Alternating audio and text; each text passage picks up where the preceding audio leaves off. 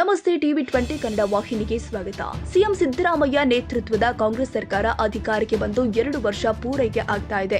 ಇದರ ಬೆನ್ನಲ್ಲೇ ಸಚಿವ ಸಂಪುಟ ಪುನರ್ರಚನೆಯ ಸದ್ದು ಕೂಡ ಜೋರಾಗಿ ನಡೀತಾ ಇದೆ.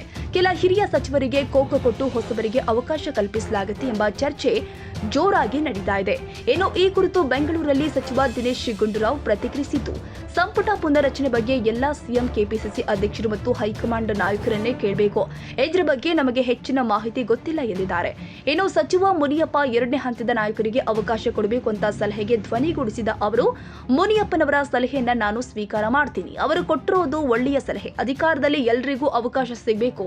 2ನೇ ಹಂತದ ನಾಯಕರು ಕೂಡ ಬೆಳಿಬೇಕು. ಹೀಗಾಗಿ ಮುನಿಯಪ್ಪನವರ ಸಲಹೆ ಒಳ್ಳೆಯ ಸಲಹೆ, ಅದನ್ನ ನಾನು ಒಪ್ತೀನಿ ಎಂದಿದ್ದಾರೆ. ನೋಡಿ, ಈ ವಿಷಯದ ಬಗ್ಗೆ ಯಾರಿಗೇನೂ ಗೊತ್ತಿಲ್ಲ.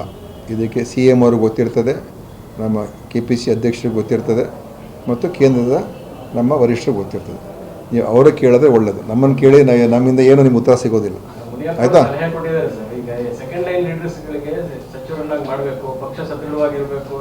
ಮುನಿಯಪ್ಪ ಅವ್ರ ಸಲಹೆ ಒಳ್ಳೆಯ ಸಲಹೆ. ಮುನಿಯಪ್ಪ ಅವ್ರ ಸಲಹೆಯನ್ನು ನಾನು ಸ್ವೀಕಾರ ಮಾಡ್ತೀನಿ, ಸ್ವಾಗತ ಮಾಡ್ತೀನಿ ಅಂತ ಹೇಳಿದ್ರೆ, ಇದು ಅಧಿಕಾರದಲ್ಲಿ ಎಲ್ರಿಗೂ ಅವಕಾಶಗಳು ಸಿಗಬೇಕು ಮತ್ತು 2ನೇ ಹಂತದ ನಾಯಕರು ಬೆಳೆಯೋದಕ್ಕೆ ಕೂಡ ಅವಕಾಶಗಳಾಗಬೇಕು. ಅದರಿಂದ ಅವ್ರ ಸಲಹೆ ಖಂಡಿತವಾಗಿ ಒಳ್ಳೆಯ ಸಲಹೆ. ಕನ್ನಡಿಗರ ಮೆಚ್ಚಿನ ನಿಮ್ಮ ಟಿವಿ 20 ಕನ್ನಡ ವಾಹಿನಿ ಇದೀಗ ಟಿವಿಯಲ್ಲಿ ಲಭ್ಯ.